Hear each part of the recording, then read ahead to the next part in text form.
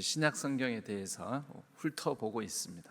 복음서를 지난 시간까지 해서 복음서 전체를 꼼꼼하게 다 살폈다기보다도 개략적으로 또 복음서를 읽을 때 이런 마음, 이런 관점으로 복음서를 또 새롭게 읽어볼 수 있겠구나.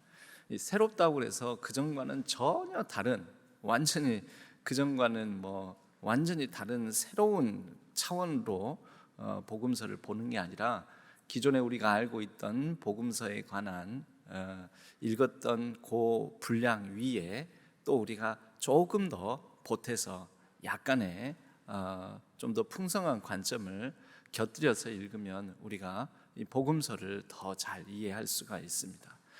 오늘은 이제 복음서 다음, 이 복음서하고 사도행전을 같이 그냥 묶었습니다.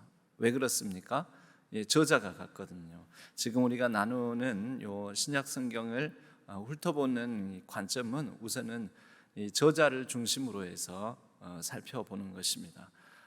복음서는 마가복음이 제일 먼저 기록이 되었고, 그래서 복음에 관하여 가장 속도감 있게 예수 그리스도의 행적을 전한 예수 그리스도, 다윗의 자손 예수 그리스도의 복음의 시작이라. 이게 바로 마가복음의 첫 장 첫 절 말씀 아닙니까?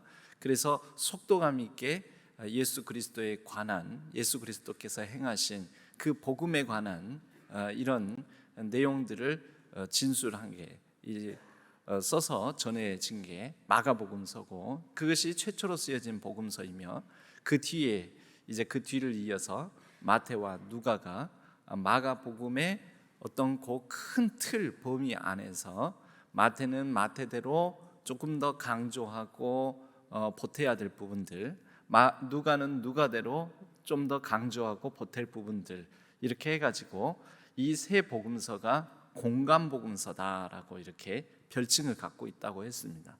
같은 관점이라는 거죠. 예수님의 갈릴리 사역 이후에 예루살렘 사역으로 이렇게 양분이 되어 있습니다. 그런데 네 번째 복음서인 제4의 복음서 요한복음은 마가를 중심으로 한 마태, 누가 이렇게 세 개의 공감 복음서하고 좀 다른 면을 가지고 있지요. 주로 예수님의 말씀에 관하여서 초점을 맞추면서 다소 영적인 복음서라고 우리가 흔히 칭하기도 하는데, 제4의 복음서인 요한복음은 우리가 요한복음이라고는 하지만 끝까지 누가 썼는지 알려주지도 않고, 그러나 예수님이 사랑하시던 바로 그 제자, 그런데 거의 드러낼 듯 마지막까지 그 긴장감 가지고 있다가 끝까지 누군지는 말하지 않고, 그런 제자가 예수님에 관한 행적을 썼으나 이 쓴 것으로 다 예수님에 관한 행적을 다 기록할 수가 없다 하면서 예수 그리스도로 결국 마친다라는 거죠. 이것을 통해서 요한복음은 말씀을 이렇게 예수 그리스도를 전하는 예수님의 가장 사랑하시는 제자라는 것을 드러낼 듯 하면서 끝까지 자신을 감추고 오직 예수 그리스도를 더 강조해서 드러내는 그런 이제 이 책의 특징을 가지고 있다라고 말씀을 드렸습니다. 누가복음은 사도행전과 또한 같이 읽어야 되는 같은 저자의 연작 시리즈라고 볼 수 있다고 했습니다. 누가복음 이후에 사도행전으로 그대로 한 권의 책이라고 봐도 무방할 정도로 연결이 된다. 누가복음 전서, 누가복음 후서는 사도행전 이렇게 할 수도 있고, 네 복음서의 각각의 강조점들이 조금씩은 다른 면이 있다라는 말씀도 나누었습니다. 오늘은 이제 신약 성경의 순서대로 보자면 이 복음서 사도행전 다음에 신약 성경에는 이제 바울의 서신이 이어집니다. 신약 성경을 우리가 한번 좀 분류를 해볼 필요는 있겠습니다. 이게 굉장히 기본적인 내용인 것 같으면서도 생각보다 또 많은 성도님들이 교회를 다니시면서도 성경책의 구약 성경의 분류, 신약 성경의 분류를 잘 못하시는 분들도 있습니다. 그래서 이런 부분들은 이런 기회에 또 다시 한번 반복하고 강조할 필요가 있겠다라는 생각이 듭니다. 신약 성경은 총 27권인데요. 그 중에서 제일 먼저 복음서, 그리고 그 다음 사도행전까지, 이 저자가 누가가 사도행전까지 썼으니까 사도행전까지 그냥 복음서 쪽에 이렇게 묶어서 우리가 보아도 됩니다. 그 다음에는 이제 바울서신이라는 책들이 나옵니다. 우리 신약 성경에는 사도행전 다음에 로마서가 나오면서 로마서부터 바울서신이 시작되죠. 총 13권의 책들이 있습니다. 이 바울서신은 세 가지로 분류가 되는데요. 이 바울서신의 특징은 우선 바울이라는 사람이 한 사람이 13개의 서신서를 썼기 때문에 바울의 서신 1, 바울서신 2, 바울서신 3 이렇게 하면 너무 많잖아요. 그래서 바울서신을 명명하기를, 바울이 쓴 거는 분명하니까 이 편지를 받은 지역이나 받은 사람 이름을 통해서 바울서신을 분류를 합니다. 그런데 특징으로 묶으면 바울이 좀 더 교리적인 것을 강조하면서 쓴 교리서신이 로마서, 그리고 고린도 전후서, 갈라디아서, 그리고 데살로니가 전후서, 이 로마서와 갈라디아서만 우리가 교리서로 이렇게 생각하는 경우가 많이 있습니다. 로마서와 갈라디아서는 특히 복음 이것에 그 중심을 두고 로마서가 드러내는 복음이 있고 갈라디아서가 드러내는 복음이 있는데, 로마서와 갈라디아서는 바로 이 복음의 원리, 예수 그리스도를 통하여 우리가 어떻게 죄사함을 받고 어떻게 구원함을 받았는가라는 것을 찬찬히 차근차근 아주 깊이 있게 또 논리적으로 구약으로부터 신약까지 이어지는 것을 통달하여 이렇게 전해줍니다.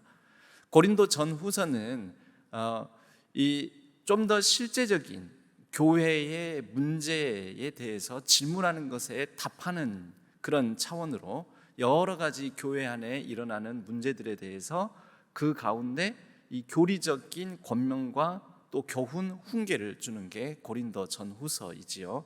뭐 부활 논쟁이라든지 또 은사 문제라든지 또 결혼 문제, 독신을 하는 게 나은가 아닌가, 결혼 문제라든지 또 우상 제물에게 드려진 그런 음식을 먹는 게 옳은지 그른지, 음식법, 뭐 이런 실제적인 교회 안에서 신앙생활하면서 제기되는 문제들에 대해서 이 바울에게 묻고, 또 바울이 바로 고린도 전서와 후서를 통해서 답하는 내용들, 그런 내용들이 고린도 전후서에 많이 나와 있습니다.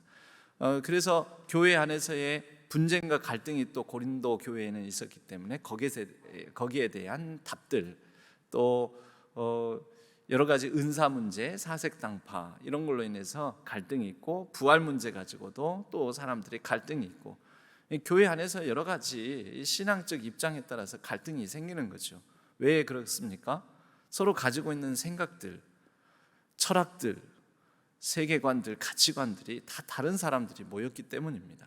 형편도 다르고 살아온 방식도 다르고, 그런 사람들이 모여서 이제 교회를 이뤄가고 실제적으로 교회를 이뤄가다 보면 여러 가지 갈등, 서로 의견 다툼이, 다름이 드러나면서 그런 문제들이 생기는 거죠. 그 가운데 바울은 고린도 전서 후서를 통해 그러한 여러 가지 교회 안의 구체적인 상황 속에서의 교리를 정리를 해줍니다. 그리고 데살로니가 전후서는 특별히 종말론에 관한 이제 문제들을 정리해주는 그런 서신서라고 볼 수가 있죠. 바울의 이제 다른 서신은 옥중서신이라고 있습니다. 옥중서신은 에베소서, 빌립보서, 골로새서, 빌레몬서, 바울이 감옥에 갇혀 있는 상황 속에 쓴 서신서가 있고, 그 다음에 목회서신이라고 해서 바울이 목회적 후계자라고 세운 사랑으로 낳은 이런 이 바울의 후임자들이죠. 디도와 디모데에게 쓴 서신이 있습니다. 그래서 그 편지를 받는 사람들의 이름을 넣어 디모데 전서와 후서, 그리고 디도서 이렇게 얘기를 합니다. 이렇게 바울의 서신을 이렇게 분류를 해서 정리할 수가 있고요. 그 다음에 신약 성경에는 공동서신이라고 해서 히브리서, 야고보서, 베드로 전후서, 그리고 요한 1, 2, 3서, 유다서 이렇게 기타 서신서들, 다른 사도들이 쓴 서신서들, 다른 사도들이 쓴 서신서들이 이 바울의 서신서처럼 13개씩 이렇게 되지 않으니까 이것은 편지를 받는 사람이 아니라 편지를 쓴 사람의 이름을 넣어서, 야고보서는 그러니까 야고보에게 쓴 서신이 아니라 야고보가 쓴 서신, 그리고 베드로 전서 후서는 베드로에게 쓴 서신이 아니라 베드로가 쓴 서신, 그리고 유다서도 유다에게 쓴 게 아니라 유다가 쓴 서신이 되는 것입니다. 마찬가지로 요한 1, 2, 3서도 요한이 쓴 서신이 되겠습니다. 그리고 이제 마지막으로 신약의 예언서라고 또는 묵시록이라고도 불리는 요한계시록이 있습니다. 그런데 요한계시록도 넓은 범위에서는 서신서입니다. 서신서, 반모섬에서 쓴 서신서인 거죠. 그래서 이런 이제 신약의 분류가 있는데요. 이 신약의 27권 가운데서 바울 서신이 13권, 그러면 거의 절반이지 않습니까? 상당한 분량을 바울이 신약 성경에 상당한 분량을 썼다. 그런데 바울의 이런 서신을 통하여서 권면하고 교훈하고 교리를 정리해주고 이렇게 하는 것들을 통해 바울 서신이 신약 성경 중에서 제일 먼저 쓰여졌거든요. 그러니까 다른 공동 서신도 바울 서신의 영향을 받았다고 봐야죠. 그러니까 바울 서신을 받은 사람들이 바울 선생님께서 우리에게 써주신 이 편지의 내용들을 통해서 우리가 믿음에 대해서 이렇게 여러 가지 혼란스러운 것을 정리할 수 있었습니다라는 말을 베드로가 요 지역에 방문했을 때 얘기했을까요? 안 했을까요? 얘기했겠죠. 그러니까 그 바울이 쓴 서신 그거 나도 한번 봅시다. 분명히 이렇게 했을 것 아닙니까? 그렇게 영향을 주고받았을 것 아닙니까? 또 건너서 들었을 것 아닙니까? 그러니까 바울의 서신을 통하여 영향을 받은 서신서들이 공동서신이라고 또 볼 수 있습니다. 마찬가지로 요한계시록, 심지어 요한계시록까지도 이 바울 서신의 영향을 받아서 서신을 통하여서 이렇게 복음을 정리하는 게 상당히 괜찮구나, 의미 있는 방식이구나 해서 요한계시록조차도 바울 서신의 영향을 받았다, 곧 바울의 영향을 받았다라고 본다면 신약 성경의 상당 부분이 바울의 영향을 받았다라고 우리는 말할 수가 있습니다. 그럼 바울은 왜 이렇게 서신을 많이 썼는가? 그것은 오늘 우리가 말씀의 제목으로도 삼은 하나님의 열심, 사람의 열심, 사람의 열심, 하나님의 열심. 바울은 매우 열심 있는 사람이었습니다. 자기 자신이 방문했던 그런 지역, 1차, 2차, 3차 선교 여행을 통하여 복음이 전해지고 세워졌던 이 복음 공동체, 신앙 공동체의 사람들을 향하여 멀리 떨어져 있어도 마음 안에 이 열심, 열정이 가득했던 거죠. 그들을 생각했던 거죠. 그들을 생각하니까 마음으로는 모든 지역을 다시 가고 복음이 어떻게 뿌리를 내리고 있고 사람들이 복음에 합당한 생활을 하고 있는지를 가서 직접 눈으로 목도하고 확인하고 싶지만 그의 형편상 쉽지가 않지 않습니까? 당시에는 비행기도 없고 또 쾌속선도 없고 여러모로 자동차도 없고 교통통신이 발달되지 않았으니까 이런 여러 가지 상황적 제약이 있었던 것입니다. 그래서 바울은 어쩔 수 없는 이런 상황에서 그래도 바울의 그 열심을 바탕으로 그들의 여러 가지 필요와 문제, 또 본인이 머물면서 전했던 부분만으로는 부족했던 것을 이제 보충해야 되겠다, 보완해야 되겠다는 필요가 있었으므로 이런 서신서들을 쓰게 된 것입니다. 또 두 번째로는 많이 갇혀 있는 경우가 있었지 않습니까? 옥중에 갇혀 있으니까 옥중에 있으면서 뭘 어떻게 할 수 없으니 또 옥중에서 할 수 있는 일이라고는 편지 쓰는 것. 이 마지막으로 이 부분이 이제 은혜가 되는 부분인데요. 이렇게 바울의 형편이 허락되지 아니하고 옥중에 갇혀 있는 상황 속에서도 바울조차도 고백하기를, 여러분 이 비슷한 문법, 비슷한 하나님의 섭리를 발견할 수 있는 부분이 창세기 50장 20절에도 나옵니다. 요셉이 말하기를 형님들은 나를 해하려 하였으나 하나님은 그것을 선으로 바꾸사. 그게 하나님의 섭리죠. 선으로 바꾸사 오늘날과 같이 많은 백성의 생명을 구원하게 하려 하셨나니. 이 바울의 경우도 마찬가지입니다.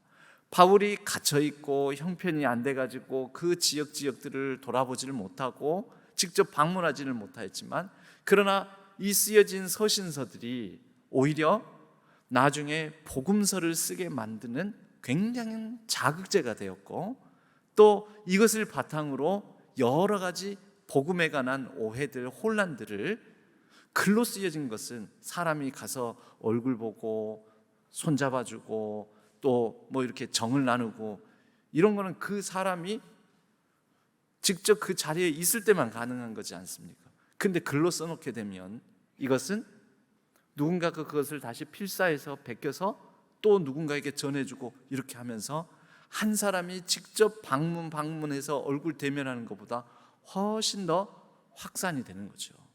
훨씬 더 효율적으로 전해질 수 있는 거죠. 이것이 동시대에만 그렇습니까? 시간이 지나도 5년, 10년, 15년, 20년이 지나도, 그래서 오늘날 약 2000년이 지난 우리에게까지 이 서신서를 통하여 복음에 대한 상당한 이 체계적인 정리가 우리에게까지 전해질 수 있었다라는 것이죠. 여러분, 분명히 갇혀있고 바울이 환난을 당하고 여러 가지 상황적, 물리적, 체력적, 재정적 이런 여건이 허락하지 않아서 방문하지 못하여서 어쩔 수 없이 서신서를 썼지만, 이를 통하여 하나님은 이 복음이 온전하게 되는 하나님의 섭리대로 이끌어 주셨다라는 것입니다.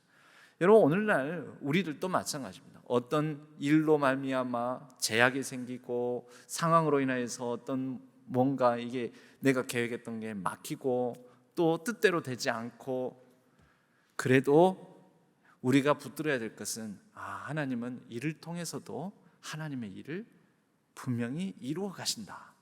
이것만큼은 우리가 놓치지 않기를 바랍니다.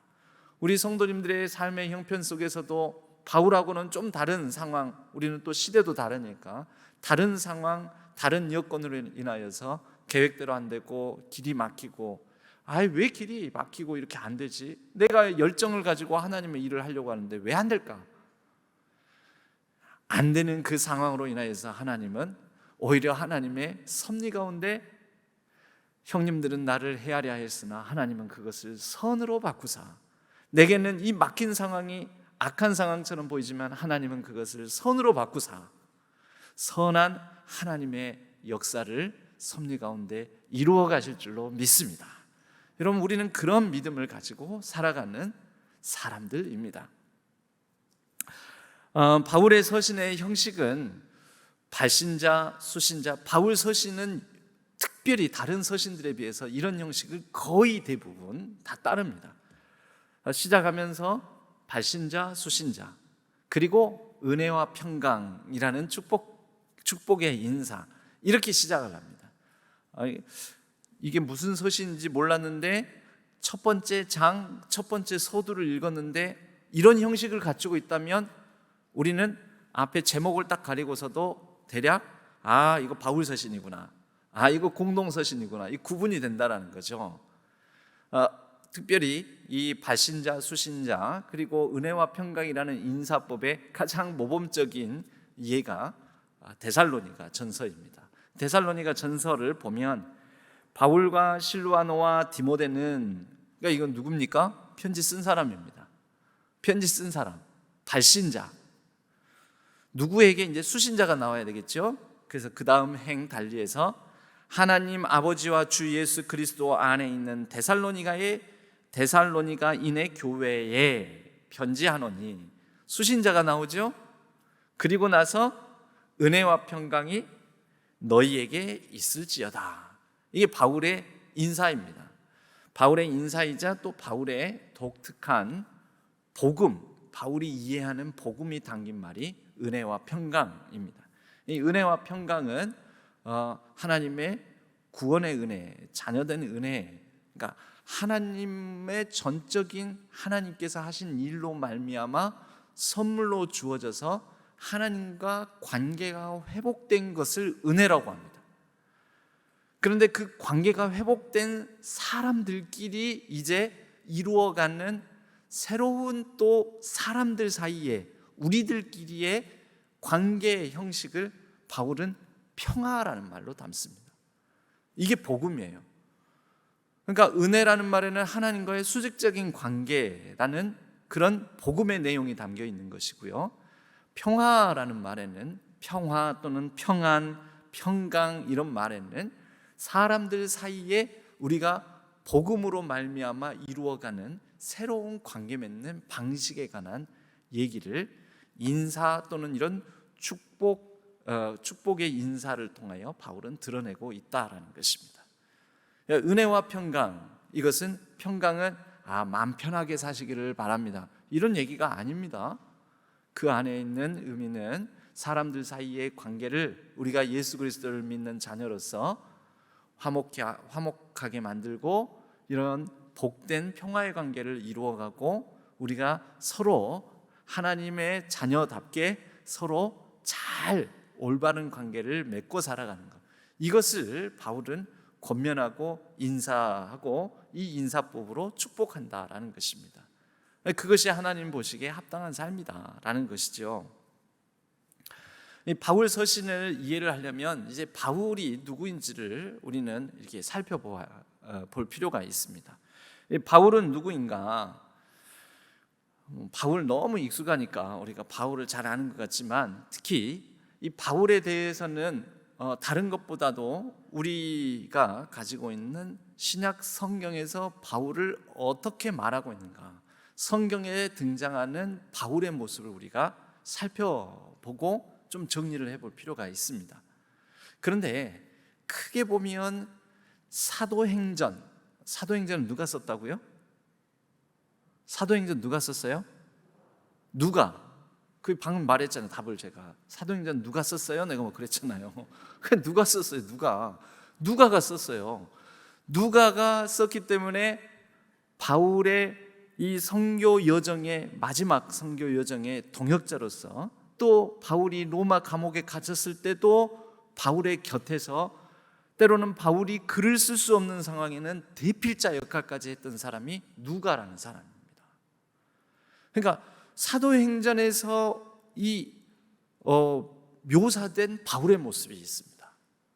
그것은 바울이 스스로를 인식한 바울이 아니죠.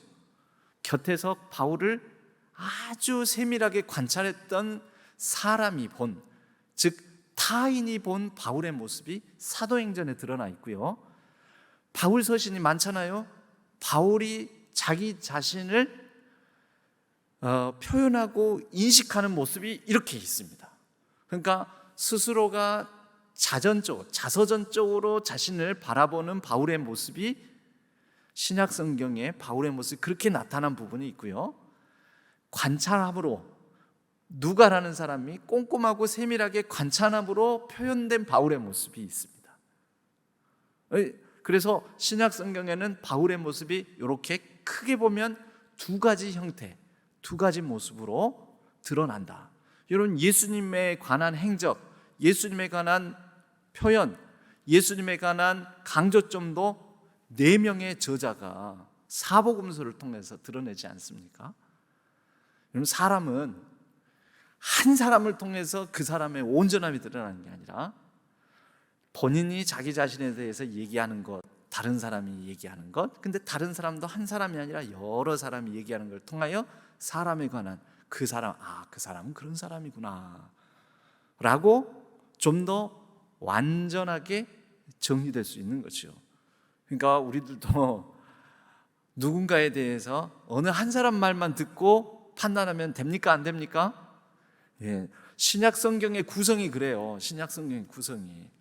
사도 바울에 대해서도 사도행전, 즉 누가가 바라보는 바울의 모습, 바울 자신이 자신을 표현하고 드러낸 모습, 이렇게 두 가지가 있는데요. 그 구체적인 내용은 우선 그 다음 뒤에서 좀 더 구체적으로 살펴보고자 하고요. 먼저는 원래 바울이 아니라 사울이지 않았습니까? 바울인가 사울인가? 이것도 여러분 매번 또 헷갈리니까 정리하고 넘어가는 게 필요하겠습니다. 여러분, 바울인가 사울인가? 원래 사울이란 이름은 사울 왕, 그 베냐민 지파의 자기의 조상이잖아요. 조상, 아주 위대. 그래도 베냐민 지파에서는 왕족의 후손이라는 자부심이 있을 거 아닙니까? 그래서 그 이름을 이렇게 따라서 짓는 경우가 있었는데, 사울은 큰 잘하는 뜻이고, 나중에 예수님 다메섹 가는 길에 만나가지고 사울이 내가 아무것도 아니구나 해서 작은 자라는 뜻을 가진 바울로 이름을 바꿨다, 이렇게 많이 생각하는데 아닙니다. 사울은 태어나면서부터 헬라 로마 세계에서 태어났습니다. 길리기아 다소 지방에서 태어났는데, 그곳에서 태어나면서 로마 시민권을 갖게 되었고, 로마 시민권자가 국적을 등록을 할 때 어떻게 하겠습니까? 출생신고를 할 때 로마식 이름으로 신고를 할 거 아닙니까? 그 로마식 이름이 뭐냐? 바울입니다. 그리고 히브리식 이름이 뭐냐? 바울은 또 로마 시민권을 가지고 있지만 또 뭡니까? 이스라엘 사람이거든요. 그러니까 히브리식 이름도 가지고 있었는데 그 히브리식 이름이 사울입니다. 그러니까 사울이나 바울이나 한 사람을 향하여서 가지고 있는 두 가지의 이름. 예를 들어서 제 이름 같은 경우에는 한국 이름이 정준인데, 근데 제 이름은 영어식 이름을 따로 지을 필요가 없어요. 발음이 어렵지 않거든요. 준이 6월을 뜻하는 그 영어 단어가 아예 있잖아요. 그래서 저는 그렇게 따로 이름을 가질 필요가 없어요. 그런데 이 이응 받침이 많이 들어가면서 이 받침이 많은 그런 이름들은 이 영어를 쓰는 사람들이 발음을 못해요. 그래서 영어식 이름을 따로 가지고 있는 경우가 많습니다. 그러니까 예를 들어서 어떤 이름이 있을까요?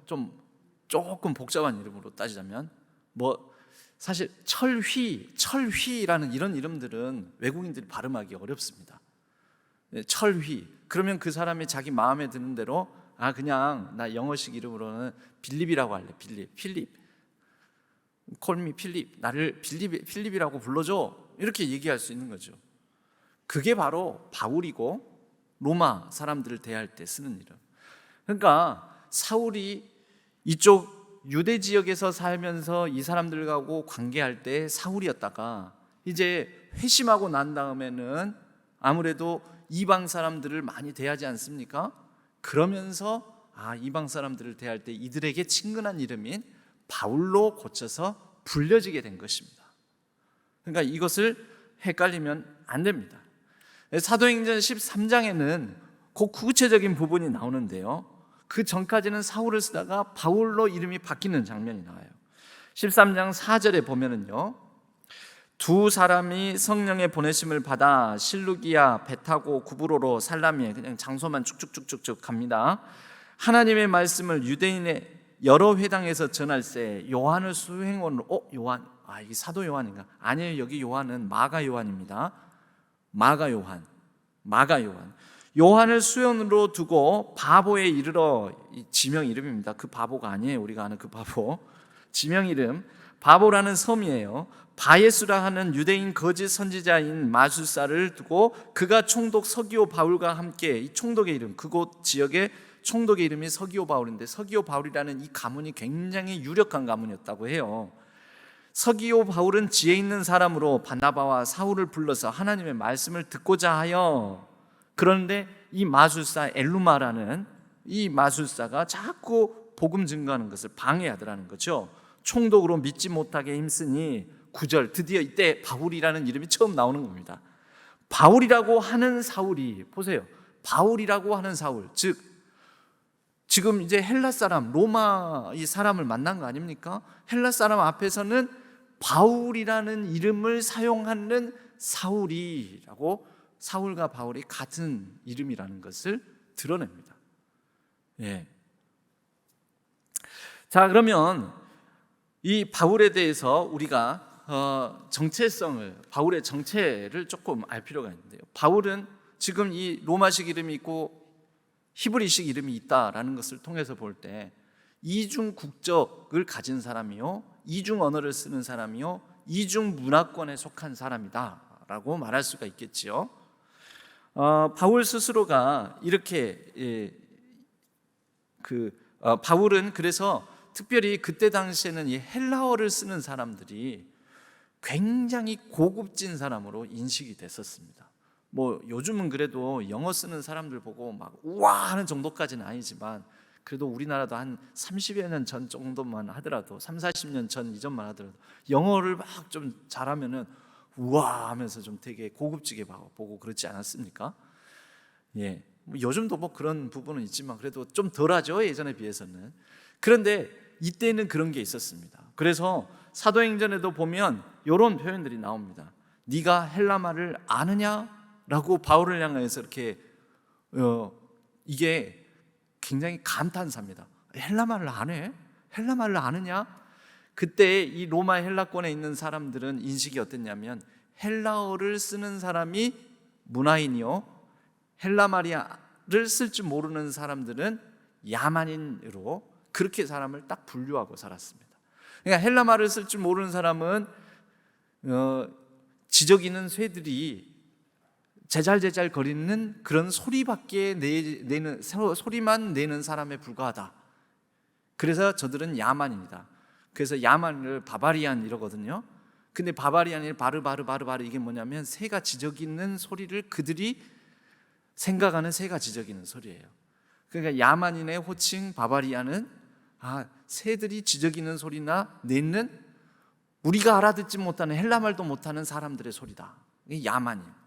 그렇게 생각을 했었는데 사도 바울도 자신이 로마서를 쓰면서 이런 표현을 씁니다. 헬라인이나 야만인이나 지혜 있는 자나 어리석은 자나. 자, 헬라인이나 야만이나 분류를 하죠.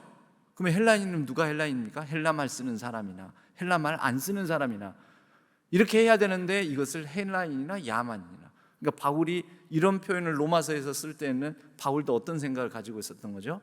그때 당시대에 익숙한 헬라말을 쓰는 사람은 문화인, 교양인, 그렇지 않으면 야만인, 이런 이분법적 그 문화의 영향을 받은 습성이 있었다라는 것입니다. 그런데 바울은 이게 헬라말을 쓰는 사람으로서 당대의 교양인으로 그리고 어떤 인정받는 문화인으로 그렇게 여겨졌다라는 것입니다. 바울은 어디에서 자랐냐 하면 바울은 그 다음 슬라이드입니다. 바울은 길리기아 다소 지방입니다. 길리기아 다소는 어디냐? 저 위에 있죠? 저 위에 길리기아 다소. 그런데 길리기아 다소에서 태어났는데 바울도 이렇게 표현한 적이 있습니다. 사도행전 22장 3절에 바울이 한 말을 누가가 쓴 내용인데요. 나는 유대인으로 길리기아 다소에서 나서 이 성에서 자라. 사도행전 22장은 지금 예루살렘 성 안에 있으면서 바울이 한 얘기거든요. 그러니까 이 성은 어디입니까? 예루살렘. 태어나기는 다소에서 태어났는데 자라기는 어디서 자랐다고요? 예루살렘에서 자랐다는 것입니다. 이 성에서 자라 가말리아의 문화에서 우리 조상들의 율법의 엄한 교훈을 받았고, 그렇다면 어린 시절에 아버지가 예루살렘으로 유학 보낸 것입니다. 다소에서 태어나서 거기서 자라야 되는데 어린 시절에 예루살렘으로 유학을 보냈어요. 일찍이. 그래서 유학 보내서 거기에서 공부를 하게 되는 거죠. 가말리엘이라는 사람, 그 밑에서. 그래서 이 바울은 그런 이중 국적, 언어, 이중 문화, 또 어떤 이런 이중적 국제적 세계관을 가진 사람이 될 수 있었다라는 것입니다. 바울을 특징 짓는 것이 바울의 열심입니다. 바울은 매우 열심 있는 사람인데요. 스스로도 이렇게 얘기를 한 적이 있습니다. 그 다음, 히브리인 중에 히브리인이고 바리새인 중에 바리새인이다라고 사도행전 5장 빌립보서 3장 5절에 보면은요, 나는 8일 만에 할례를 받고 이스라엘 족속이요 베냐민 지파요 히브리인 중에 히브리인이요 율법으로는 바리새인이요 열심으로는 교회를 박해하고 율법의 의로는 흠이 없는 자라. 이거는 사도행전에서도 열심히 있는 자라라고 표현되어 있는데, 빌립보에서 자기 스스로도 나는 매우 열심히 있는 사람이었다라고 표현을 합니다. 그러니까 자타공인, 열정과 열심이 특출난 사람이었다라는 거죠. 자타공인. 그런데 그가 예수 그리스도를 만나기 전에는 이 열심이 어디를 향했습니까? 잘못된 열심으로 향해 있었던 거죠. 그 잘못된 열심으로 그가 했던 일들이 뭐냐면, 로마서 10장 2절에서 3절, 내가 증언하노니 그들이 하나님께 열심히 있으나 올바른 지식을 따른 것이 아니니라. 이 그들이라고 삼자적으로 표현하지만 자기 자신을 얘기하는 것입니다. 이 유대인들은 회당에서 늘 서서 토라를 읽는, 그게 그들의 예배였습니다. 그리고 이렇게 몸을 흔들면서도 이렇게 읽고 또 기도하고 막 이래요. 지금도 그렇습니다. 유대 교인들은. 그러니까 그런 아주 열심히 특출난 사람이었는데, 그들처럼 나도 그랬는데 3절에 보면 하나님의 의를 모르고 자기 의를 세우려고 힘써 하나님의 의에 복종하지 아니하였다라고 자전적으로 자신을 성찰하면서 나중에 반성하면서 이렇게 얘기를 합니다. 고린도후서 3장 15절에서는요 같은 의미인데, 오늘까지 모세의 글을 읽을 때, 모세의 글이 뭡니까? 토라를 글을 읽을 때 수건이 그 마음을 덮었도다. 자신도 열심을 다해서 토라를 읽고 그렇게 암송하고 해왔었는데 눈이 가려져 있었다는 거죠. 그래서 그렇게 마음이 가려져 있고 덮여 있어서 단순히 토라를 위한 열심만 있었지만 그 토라를 통해서 드러내고자 하는 하나님의 진짜 뜻을 모르고 살다가 16절에 그러나 언제든지 주께로 돌아가면 그 수건이 벗겨지리라. 주는 영이시니 주의 영이 계신 곳에 자유가 있느니라.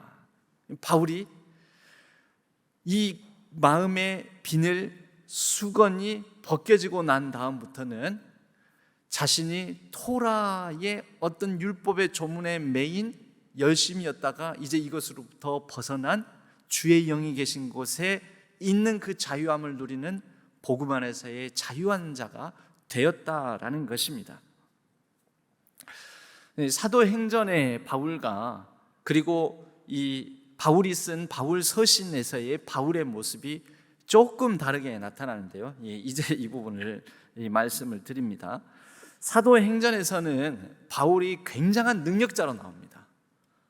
옆에서 지켜본 누가가 보기에는 깜짝깜짝 놀랄 정도로 굉장히 비범한 능력을 발휘하는 전도자였던 거죠. 예를 들어서 사도행전 14장 8절에 보면은 루스드라에 발을 쓰지 못하는 한 사람이 앉아있는데, 안진뱅이죠. 바울이 말하는 것을 듣거늘 10절에 큰 소리로 이르되 내 발로 바로 일어서라. 그래서 루스드라에서 이 안진뱅이를 고치고 나니까 루스드라에 있는 사람들이 다 난리가 났습니다. 그래가지고 사람들이 와가지고 야, 이 사람은 신이다, 신 해가지고 함께 있는 바나바는 제우스로 여기고, 바울은 그 중에 말을 하는 사람이니까 헤르메스, 여러분 잘 아는 에르메스라는 명품이 바로 이 헤르메스예요. 헤르메스는 그리스 로마 신화에서 신의 메신저, 전달자 역할을 하는 사람이거든요. 그래서 이 헤르메스는 신고 있는 신발에 날개가 달려 있어요. 날개가. 메신저로서 빨리 신속하게 이 신의 메시지를 전하는 자거든요.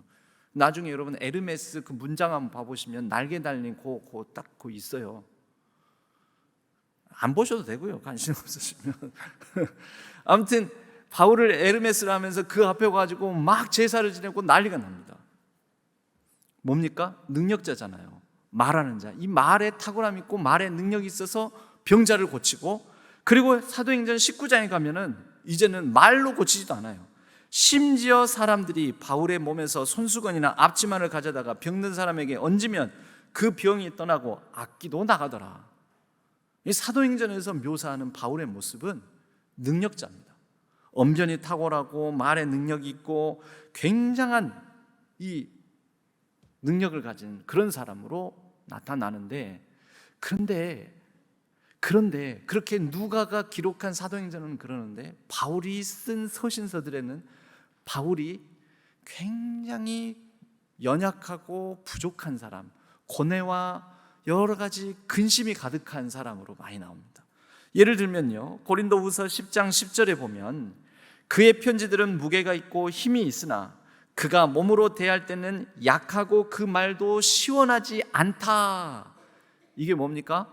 바울이 당하고 있는 것을, 그러니까 바울에 대해서 사람들이, 바울이 생각하기에 사람들이 나에 대해서 얼마나 공격하고 내가 말이 변변치 못하다고 얼마나 사람들이 그러고, 그러니까 자신감이, 자존감이 굉장히 떨어져 있는 거예요. 그러니까 스스로가 편지를 쓰면서도 자기 자신에 대해서 이렇게 평가를 하는 거예요. 말도 시원하지 않다고 하나, 고린도후서 11장 6절에는 심지어 이게 조금 짠하기까지 합니다. 처절하기까지. 내가 비록 말에는 부족하나, 사람들이 그렇게 평가하다 보니까 아마 자존감이 굉장히 낮아져 있었던 것 같습니다. 사도행전하고 사뭇 다르지 않습니까? 사도행전에는 바울이 말만 하면 막 병자도 일어서고 말에 능력이 있고, 뭐 또 심지어 바울이 가지고 있는 이 앞치마, 바울이 텐트 메이커였잖아요. 천막 치는 사람. 그러니까 이 연장주머니 앞치마거든요. 이게 바울이 뭐 요리했나 보다 이렇게 생각하는 분들도 가끔 또 있어요. 그 앞치마가 아니에요. 연장주머니 앞치마예요. 이렇게 작업복. 그런데 바울의 그것만 가지고, 또 바울이 작업하면서 손 닦고 뭐하고 하는 수건만 가져 척척 얹기만 해도 병자가 낫는 그런 굉장한 능력자였는데, 바울 서신에 오게 되면 바울이 직접 쓴 서신, 바울이 스스로를 인식하는 자신의 모습을 보게 되면 말도 변변치 못하고, 그래서 고린도 후서에서는 뭐라고 하냐면, 그래 나는 말은 변변치는 못하지만 내가 아는 거는 많거든, 내가 글로 쓸 때는 조금 괜찮아, 이렇게 얘기를 하는 거죠. 여러분 좀 짠하다는 생각 안 듭니까? 여러분 이 모습에서 우리는 무엇을 확인할 수 있을까요? 사도행전하고 바울서신하고 무엇이 더 먼저 쓰여졌을까요? 계속해서 제가 신약성경 중에서 제일 먼저 쓰여진 건 바울서신이다라고 말씀을 드렸는데, 바울서신이 먼저 쓰여졌어요. 바울서신은 바울이 살아있을 때 당대에 쓴 것 아닙니까?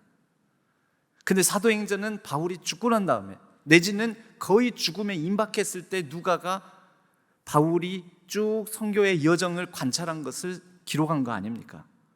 그러니까 사도행전이 뒤에 기록된 거예요.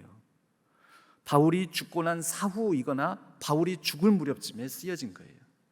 바울이 살아생전에는 여러 가지 공격도 당하고 인정도 못 받고 이 얘기 저 얘기도 듣고 험담도 많이 듣고, 여러분 그게 오늘날 교회에서도 일어납니다.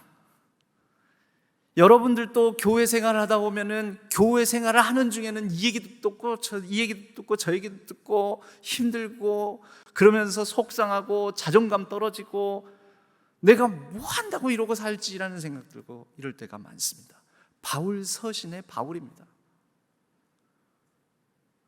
저도 길지 않은 목회, 아직 길지 않은, 앞으로 가야 될 길이 더 멀지만 길지 않은 목회, 이 여정 가운데 목회를 안 하면 안 듣겠지만 목회를 하면은 이 얘기 저 얘기, 이 평가 저 평가를 다 받는 거죠.